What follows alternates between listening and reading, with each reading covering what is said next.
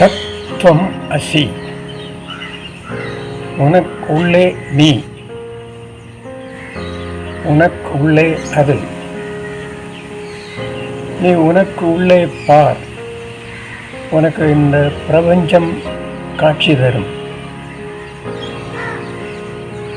உனக்குள்ளே பார்த்து கொண்டே இரு. இந்த பிரபஞ்சம் உனக்கு காட்சி தரும். நீதான் பிரபஞ்சம், பிரபஞ்சம்தான் நீ. இதுதான் தத்துவம் அசி. உனக்குள்ளே முழுவதுமாக உன்னால் பார்க்க முடிந்தால் உன்னால் இந்த பிரபஞ்சத்தை பார்க்க முடியும். உன்னால் உனக்குள்ளே பூர்ணமாக பார்க்க முடிந்தால் உன்னால் இந்த பிரபஞ்சத்தை பூரணமாக உணர முடியும். உன்னால் இந்த பிரபஞ்சத்தை பூரணமாக உணர முடிந்தால் உன்னால் இறைவனை உணர முடியும். உன்னால் இறைவனை உணர முடிந்தால் உன்னால் இறைவனை உன் உள்ளே காண முடியும்.